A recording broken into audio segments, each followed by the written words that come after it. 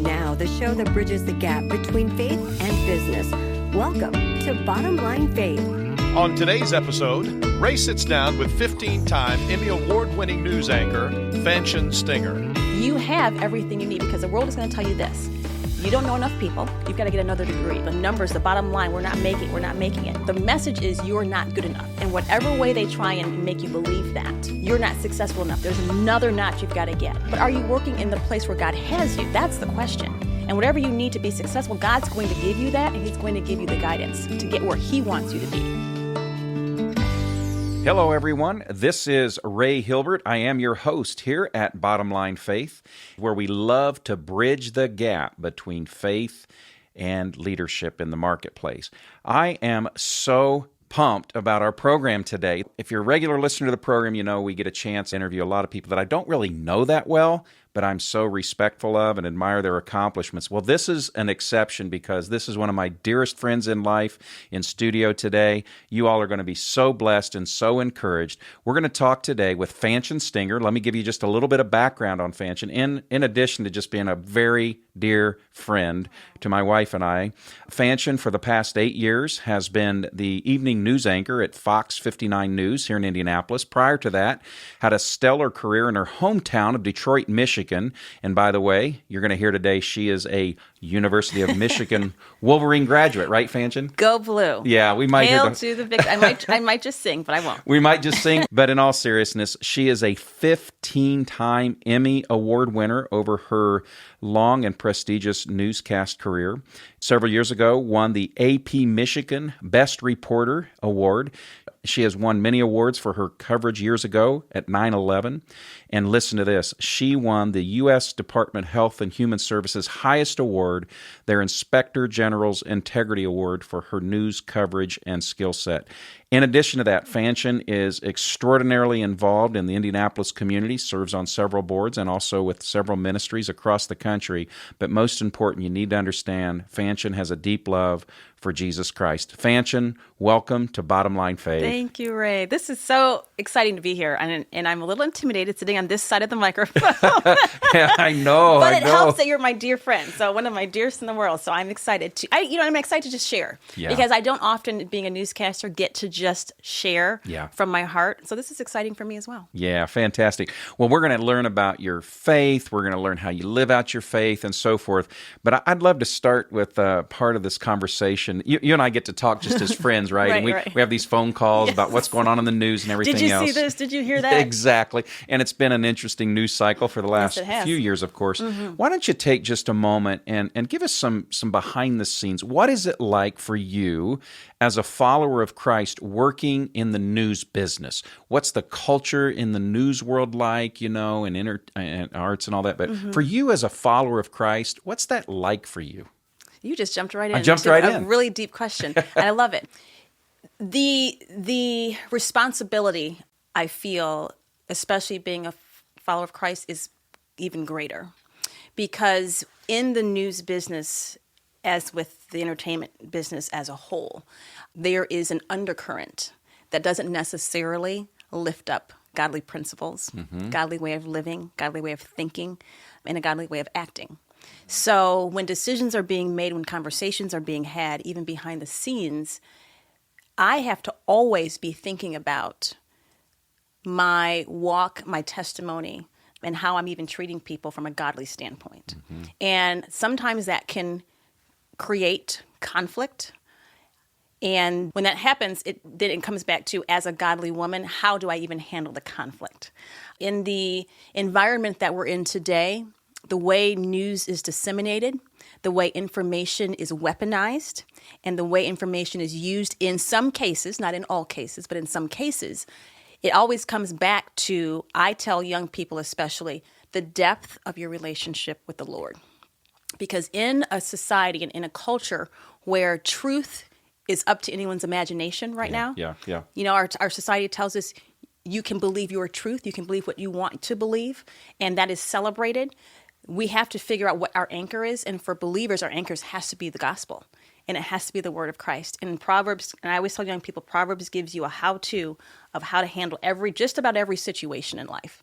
And the direct correlation between the depth of your relationship with Christ is going to correlate to how you live that out in the marketplace. And I live that out every single day with how I tell news, how I treat people, how far am I willing to go to make sure information is factual, to make sure it's accurate, to make sure that certain information is not being omitted, to make sure that I'm watching what's going on and not just getting my information from news wires, because news wires can be biased as well.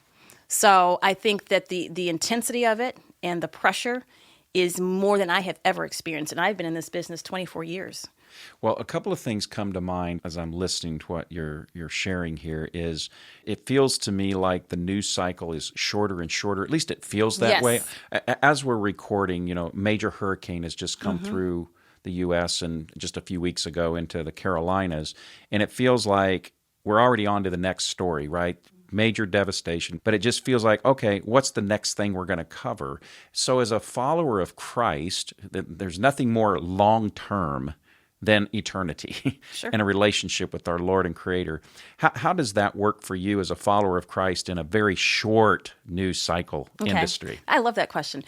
And I hadn't even really thought about that until you said that. But right now, news has become a product of social media and a product of people's attention spans. When I first got in this business, everything was about the news. It was about telling stories. It was about going in depth with headlines. When social media jumped onto the scene, we got the 144 character, I call it deadline or constraint, because now as we've gotten more automated, as things have gotten more instant gratification centered, people's attention spans are so short.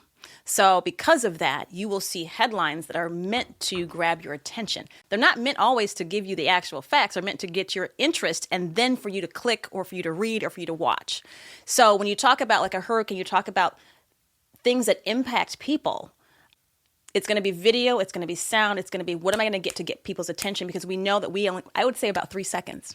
You have a 3-second window, really, to grab someone. They're going to make that instantaneous decision. Am I going to click, read further? What am I going to do with that headline? So as a believer, that can be a hurdle, but it can also, the way I look at it as a challenge, it has made me a better writer. Okay. Because you have to be more concise and you have to be more creative in how you get important information in a short period of time. But it also can be a positive because it accentuates the importance of personal stories.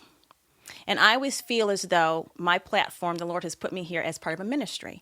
So I have the awesome opportunity as a believer to really, a lot of times, I end up telling people's testimonies of overcoming, testimonies of faith, testimonies of encouragement. So if I can help the viewer connect with someone on a personal level in a short period of time, I don't know the impact that could have. It could have endless impact. So it's difficult, yes, and it's kind of a sad function of where we've come, because if you don't have that mindset, then you're going to go more sensationalistic. You're going to go more in terms of the grit, sex sells, all of those things. Yeah. So again, that goes back to the depth of your relationship with Christ and what is your purpose and what is your underlying motivation. And you can translate that to any industry. Yes. A doctor, a lawyer, anywhere you serve, wherever your mission field is, that translates. One of the things that, living here in Indianapolis, getting to watch you and your career as the newscaster here, one of the things I've really appreciated is you have made a lot of intentional effort to bring good news, positive stories, uplifting stories. The gospel means good news, right? And yet that is an antithesis of what we see in news. It's always bad. You were talking about the headlines. And so can you speak to the role your faith plays in the importance of bringing good news stories and how you try to live that out? Well, think about what you just said. The gospel is the good news. Yes. And think about the power of the transformational power of the gospel. So when I look at news and I look at the power of the media, I am very aware of the fact that the power of the media has the power to transform people's ideals, thoughts, hearts, beliefs. And so if you take that lightly, you could do a lot of damage. But as a believer, if I take that and use it for the glory of God, think about the power I can have to reach people. I've been able to tell stories about people who've told me stories about sitting there contemplating suicide in a minute, and then the next thing they know, they hear the voice of God out of nowhere.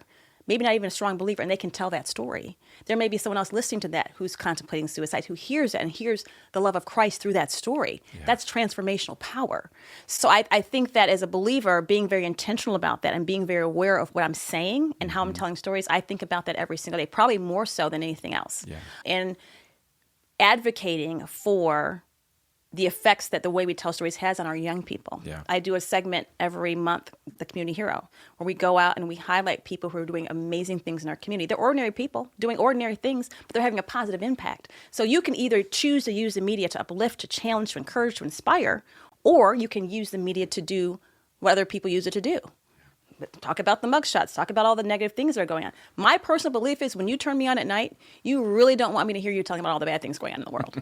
So I try and find a way to, yes, tell you what's important, but even if there's something negative, hey, let's look at the problem we have in our community, and let's look at a way we can come together as a collective community and maybe solve some problems, uplift some people, give young people hope. Yeah. Let's look at that. Let's look at it that way. There you go. You there know? you go. So have you always had this influence of your faith in your reporting, or was there something that happened for you in your journey that turned this on for you? What I'm really asking is, give us your background of your faith story, right? Okay. Yeah. Yeah. Well, I grew up in a Christian home, and I was so blessed to have a dad, especially, who taught me the importance of prayer, and who taught me, and both of my parents were believers and taught me that, you can do anything. And I went to schools that advocated that we are all put here for a godly purpose. So I was lucky in that respect. That was always reinforced throughout my life. When I decided to go into journalism, I was 15. And looking back, I know now that was God igniting what he put in me. Mm-hmm. That's where he wanted me to be. I didn't understand why, but I was very introverted. And when I first... Yeah. You? I still am very introverted. Okay. Yeah. I'll take your word for it. I am. When I am in public, it drains me. Okay. And Fair enough. Yeah. You know what I enough. mean? Yeah. And being an introvert, if you've studied people who are introverts, if there's a passion and there's a mission, they can come out of that introverted state for that purpose and be okay. Yeah. And that is my life. I was very quiet in school, did not speak probably at all. And I always worried and wondered, well, God, what is my purpose on this earth? So I didn't have the actual boldness, but I had a very bold mom who'd be like, go, my mom would push me in the front, go do this, talk to this person, do this. And it was a struggle. It still is sometimes. Okay. I've learned to overcome it, but I'll get back to the point. When I got into this business, I was always very aware that this was a ministry for me. I went into journalism thinking, I want to do good. I want to work for the Lord in journalism. Throughout my career, I had a lot of success very quickly. Mm-hmm. And that was a function of the Lord having his hand on my career, but also me working very diligently because I was so hyper-focused. And I did not have the boldness I have today earlier in my career. A lot of that happened at 9/11 when I was sent to Ground Zero, and I was terrified. The country did not know what was happening. They sent me in. As soon as that first tower fell, we drove from Detroit to New York City. I was the last crew allowed on to Manhattan to go down into the area. And as I spent that entire week there, and I saw the devastation, I saw the heartache, I saw the brokenness, in a sense, the Lord put me there to kind of break me out of the need or the thought that I had to be this reporter. What I thought a reporter was, I have to tell these stories from this reporter's quote-unquote stance, because emotion was so overwhelming. So it ended up being me praying with family members on the street because they were just in a daze looking for their family and friends, which I knew weren't coming out because I'd been down in there. So I knew that they weren't coming back out. Seeing the wall of prayer, seeing what hate can do in terms of what we were looking at, the destruction. And it taught me in a very traumatic way to tell stories from that standpoint and to not care about boundaries, to let people see me being vulnerable. Talking to a dad who just lost his son. He doesn't know where his son is, and he's begging me to help him find his son and giving me pictures. And he's about to have a nervous breakdown, and I have to stop, put the microphone down, pray with him, and give him encouragement. God's never going to leave you. He promises us that he will never leave us or forsake us. You're going to get through this, and watching how we can come together as a community. That taught me how to really let go and really dive into my stories and to feel what people feel. I'm emotional just listening. I mean, it's still real. I mean, it's just, and I see, and as I know you bring this every day with you, and it's authentic, and this isn't just a position. This just isn't a posture. And personally in my life, I mean, the Lord has taken me through so many amazing things, and they haven't all been good. I mean, I've had to learn some hard lessons in terms of shoring up my faith, understanding who I can and cannot let into my personal space. Yes. And when you get a lot of, and I always talk to young professionals, when you are grinding in your career and you get a lot of success very fast, you also have to realize, especially if you've taken a stand to be a believer for Christ, that the enemy is right there around the corner looking to take you out. and looking to destroy your testimony. And in the beginning of my career, I was too lax with the people who I would hang out with. Oh, it's okay. I can just hang out with anyone. No, I can't. The company, the relationships I had to learn. And because I'm a focused person, God had to take me through some things to show me how vigilant you have to be in protecting the testimony and the platform that God gave you. Wow. And that goes for any career, any person. So as you look back over the course of your career, what encouragement or advice would you have for someone who's listening to this conversation, who is in a high-profile position? They have a lot of success by the world standards. What encouragement would you have for them right now? I would say, and this is something that David A.R. White, one of the co-founders of PureFlex, shared with me, because I asked him that question when I interviewed him before, and it's so true. If you have a relationship with Jesus, you have everything. In all bold, you have everything. For young people, if you're getting into a career and you have a relationship with Jesus and he's put you there and you're walking in the path that he's given you, you have everything you need to be successful. Because what's going to happen, and even if you're at the highest levels of being a CEO, and every single day you're getting messages that you're not good enough, you're not measuring up in this area, you're not serving these people, the numbers, the bottom line, we're not making it. If you are walking and your steps are ordered by the Lord each and every single day, and the gospel is your compass, you have everything you need, because the world is going to tell you this. You don't know enough people, young people. You've got to get out there and you've got to network more. You've got to meet more people. You've got to get another degree. The message is you're not good enough. In whatever way they try and make you believe that, you're not successful enough. There's another notch you've got to get. You're the CEO. Well, we're not at the top. We're not this. But are you working in the place where God has you? That's the question. And whatever you need to be successful, God's going to give you that, and he's going to give you the guidance to get where he wants you to be. So that has to be our focus. I have to be working where God puts me, and if he wants me to go left, I'm going left. He wants me to go right. And so it's the ability to tune out that negative noise and to be so deeply rooted in your relationship with Christ that you hear his voice and know his voice when his voice speaks to your soul, and to know that. And I think that goes for any success level.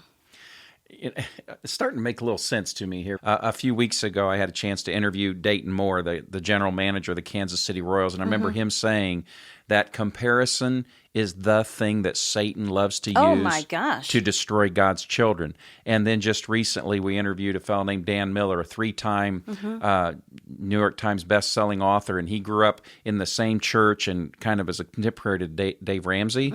And Dan's company is a company of one, and then here's Dave's company, 1,000 employees, and he said it would be real easy and tempting for me to compare what I'm doing to what Dave is doing.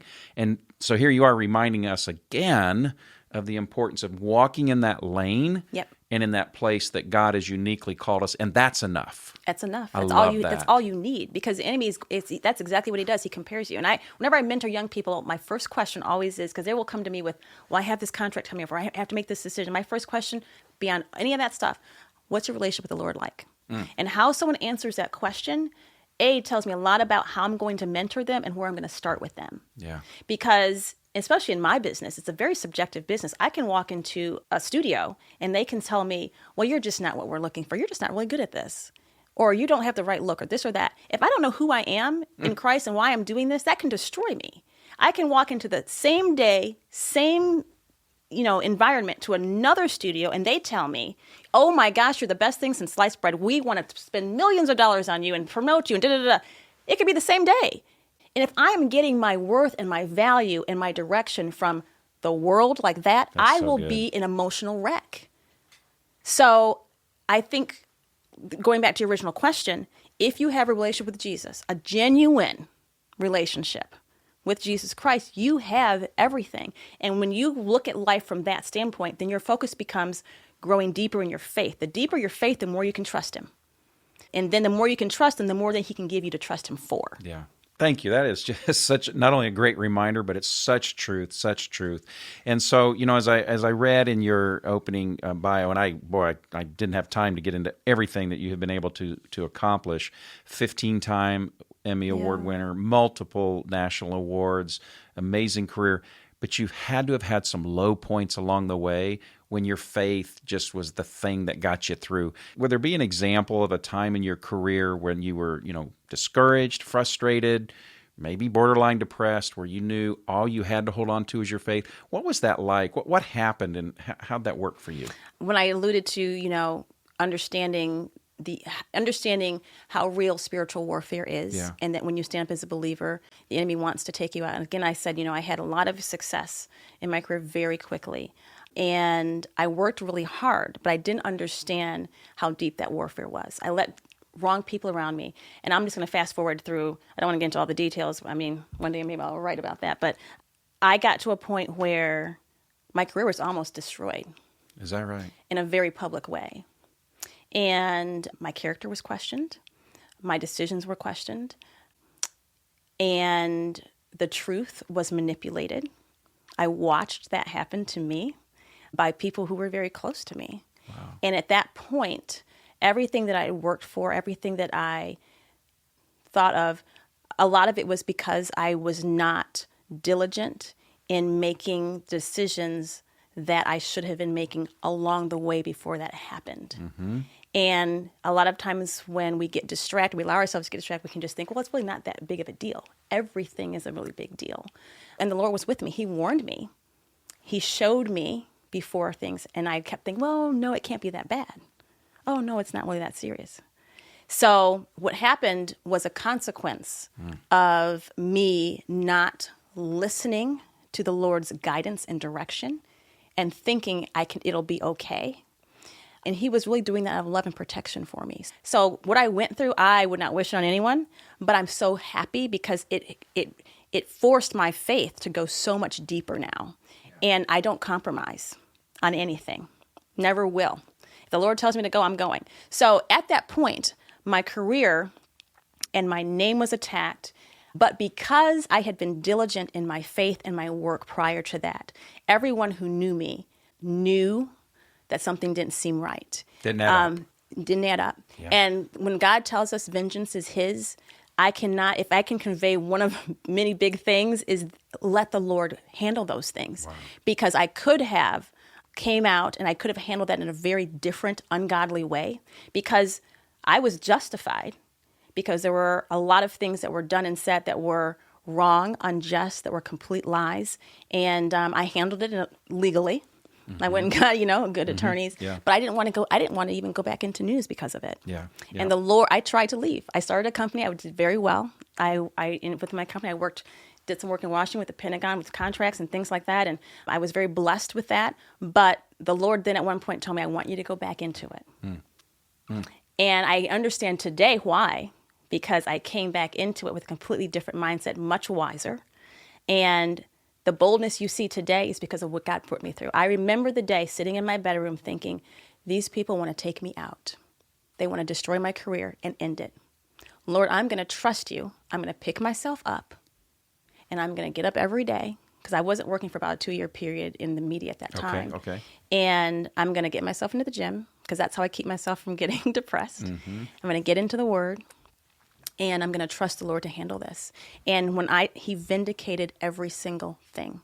And he gave me a different platform. So that grew my faith in ways I can never even express. But it also showed me how cunning and how evil the enemy is. And what the enemy uses, or what the enemy means for our destruction, God can take that, turn it around, and use it for our good, and to lift us up and give us an even higher platform or an even higher purpose. And I watched the Lord do that. And coming out of that, I made one commitment to the Lord that I can say that I've never gone back on. And my commitment to him was, Lord, I will never, ever hesitate in doing what you tell me to do. Never again. And the Lord has asked me to do a lot of hard things, as you know. Yes, yeah. But yes. I have no trepidation in moving and stepping how God leads me because of that. And when I came to Indianapolis, it was because of that. It didn't make sense for me to come here, but somehow the Lord was telling me I should be here. And I walked away from a very lucrative business. I walked away from a lot of different opportunities, and I came here in complete faith. And had I not, I don't know where I would be today, because The Lord did not bring me here for my job. It was for my spiritual growth and the friends that I have and the family that I've been able to establish here. And you're part of that. Oh, thanks. Yeah. And how we don't have the luxury of questioning when God tells us something. But I know what it's like to fight depression. I know what it's like to be publicly ridiculed. I know what it's like to have information twisted and used against you. I know what it's like to be attacked. And when I was asked to come and work in this station, I was very clear to them. They knew a lot about what happened, and they knew the injustice that happened, and it was made right legally, and then the Lord took it and made it right. But I was very clear with them. I said, if you want me to come here, I just want you to know I'm a Christian. And it's not I'm a Christian one day and I come to work and I'm a different person. Yeah. Like, that's who I am. That is the standpoint from where I tell stories. That's how I talk to people. When I speak in public, that's how I speak. I'm going to share my story, and that is my story, and I can't be anything else. So if you are uncomfortable with that, trust me, I'm not the person you want to hire. I thought for sure, Ray, they were going to not want to hire me because I really didn't want to come. And they were like, oh, great, But that's where the person you see today, the boldness that I have today, it's because of that experience. Yeah. And it was awful. It was very traumatic, but I'm so grateful for it. So there's a couple of things that I'm hearing, really profound seasons or experiences that have shaped you. Mm-hmm. One, you talked about 9/11 and just the whole compassion and really being that voice of encouragement. Mm-hmm. And then secondly, you experienced personally the power of negative media, the power of falsehoods and sensationalism. And so, and how people can take half-truths and turn them and change a person's perception. Yes. And it's intentional. Yes. So when we talk about a lot of things we talk about today, I'm very sensitive to the ethics of journalism and the responsibility that we have to not just tell information and facts, but to make sure we're telling complete facts, complete information. People have choice, and we have freedom to choose and believe what we want to believe. Yeah. But my responsibility as a journalist is to give you as much information that I can so that you can make an educated decision. If I'm not doing that, then I need to check myself. Yeah. And my integrity and my ethics. And if I'm omitting things, sometimes the omission of information can be even more damaging than the information that's there. Yeah. Okay, so I'm going to try something I've never done on any of our interviews. Let's do it. And so let's imagine right now, Fanchon, that somebody's listening to this conversation. They're in business, they're a leader, and maybe they're getting a lot of negative reviews on Yelp, or maybe a lot of negative social media going around about their company, their reputation, or whatever. And I'm this person, I'm listening, and I know that it's not true. I just know it's not true. You're the person being... I'm the one being attacked. Okay. Attacked and negative things, and my company's under attack. Yep. Maybe I've got a former employee who is out spreading... Disgruntled, yep. Yeah, all those on Glassdoor, whatever the case is, right? Because that's the day and age in which we live, right? So I've never, in any of our conversations to this point on Bottom Line Faith, I've never really had this kind of opportunity and story with someone who that publicly has been disparaged as you were. What advice, what steps, what encouragement would you have for that person that knows they're being falsely attacked? Two things come to mind. Oh, you're ready. The first thing is, all right, when I was going through that, Aretha Franklin was she's from Detroit too, and working in the Detroit media, she became a very dear friend. And she reached out to me, and she said one thing to me. She said, "Dear," and she's so sweet. She said, "Don't ever let anyone tell your story." Okay. You tell your story. And she encouraged me to grab a hold of the narrative, meaning put my story out there. Okay. The website that you were on a little while that I actually need to update, that was the website that came out of that conversation with her. Okay. The story that I put on there about what happened and all those things came out of that conversation with her. And she taught me a very valuable lesson, because you do feel like it's out of control. I'm powerless against all these voices that are going on.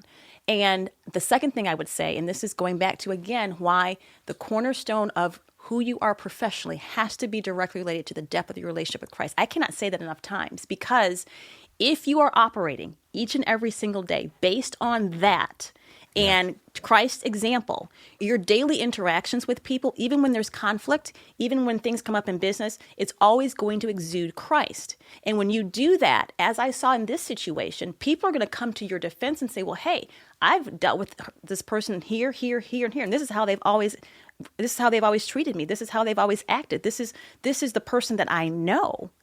And an army will form that will become your kind of backup and your ambassadors. Yeah. And then probably being a Christ follower, you are probably going to, I know I would probably reach out to the people who are saying these things.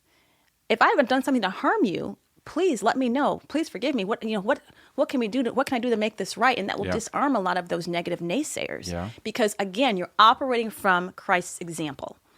But if your relationship is not deep enough and things like that come, you panic and you go into flesh, responding out of the flesh mode and responding out of emotion and responding out of, I just have to fix it, rather than grabbing onto the depth of that Christ-like relationship.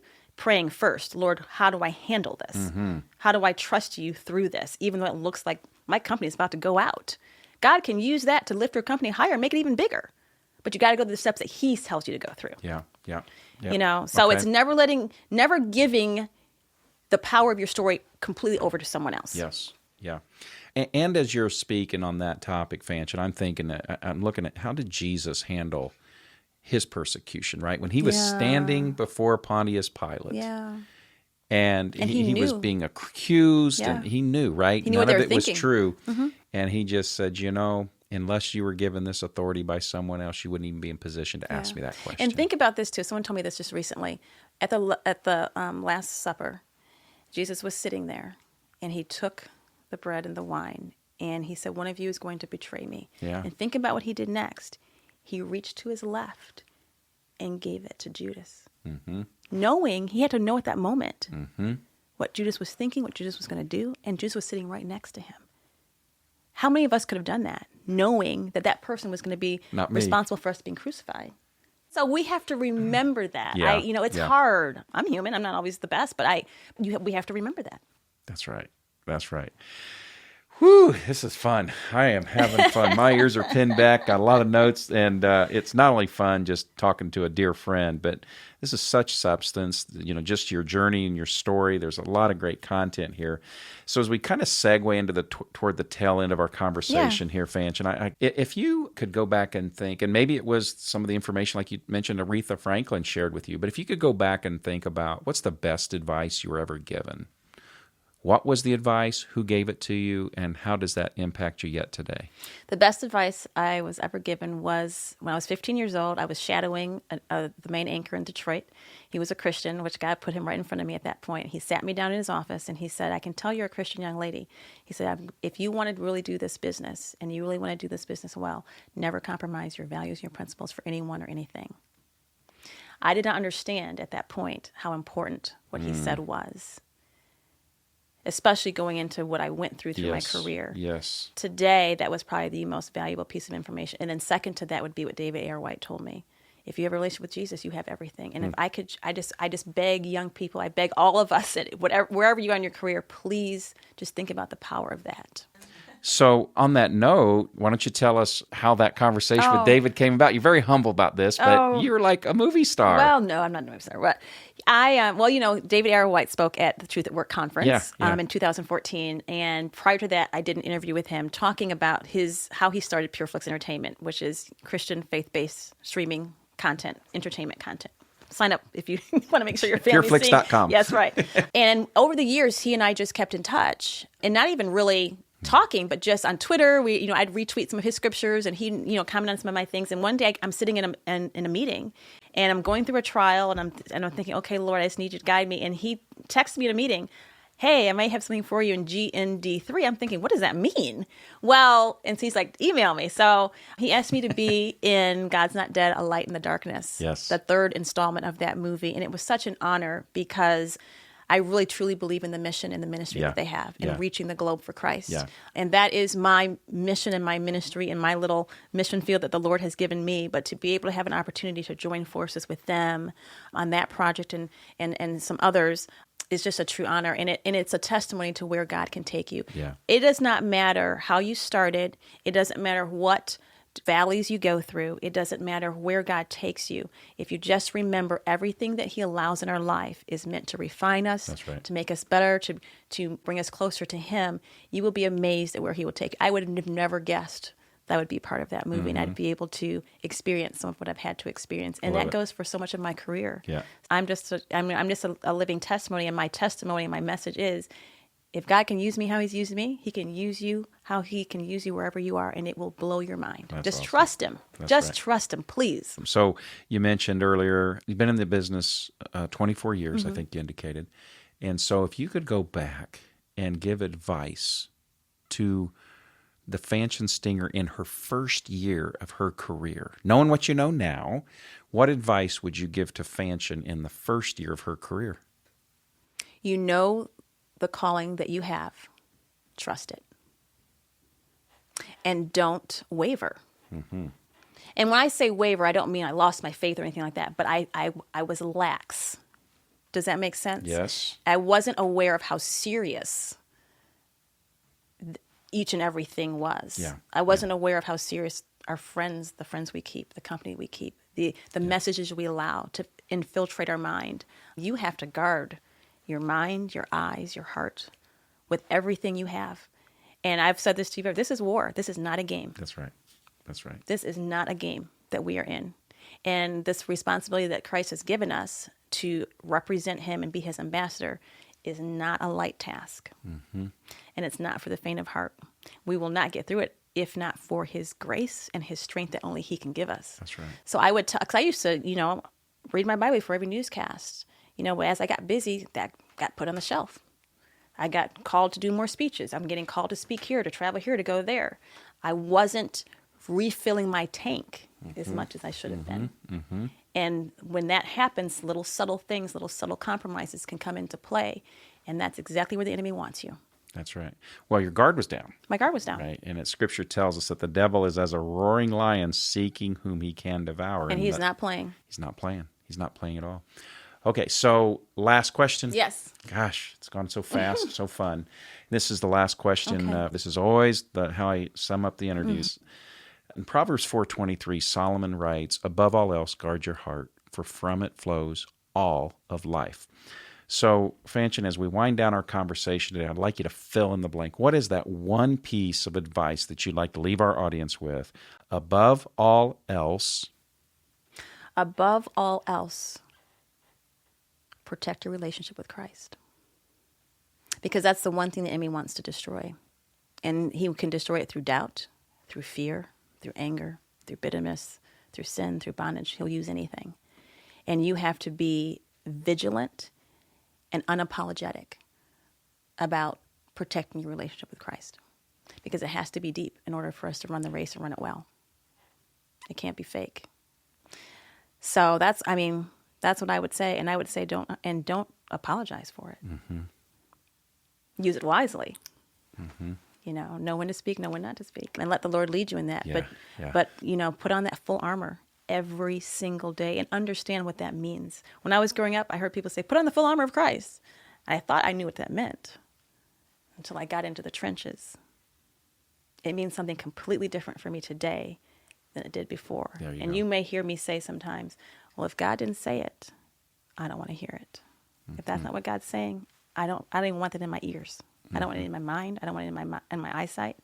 I'm very particular and very careful about that today. Good word. Well, Fanchon, thank you for being on the program today. My pleasure. Well, folks, another amazing conversation with a woman that God has, as you can tell, uniquely wired, uniquely gifted, and uniquely placed to be His instrument in the marketplace, Fanchon Stinger. You can learn more about Fanchon at her website, Fanchon, that is FANCHON Stinger.com, FanchonStinger.com. And I know she'd love to hear from you. And folks, we get asked quite a bit here at Bottom Line Faith, what's the number one thing you can do to help the program and help it grow and help it succeed? First of all, pray. Pray that God continues to expand this platform. We're seeing amazing growth in the program. And the second thing you can do is go online and give us a review. As you give these positive reviews for these conversations like we've had today with Fanchon, it only helps us to grow in awareness, gets us to the top of the search engines, and so forth. So we'd love it, and we'd be grateful and appreciate it if you would do just that. If you are a Christ follower and you're in business and you are interested in community with other Christ followers who lead and run companies and organizations, please check out our website at truthatwork.org. That's truthatwork.org. Click on that tab there that says Roundtables. Get in touch with us, and we would be happy to get you connected with a chapter of Christ-following business leaders in a town near you. Until next time, I am your host here at Bottom Line Faith, as always, encouraging you to live out your faith each and every day in the marketplace. God bless, and we'll see you next time. Bottom Line Faith is brought to you by Truth at Work. If you'd like to hear about new episodes or listen to past episodes, visit us online at bottomlinefaith.org. You can also subscribe to the show through Google Play and iTunes.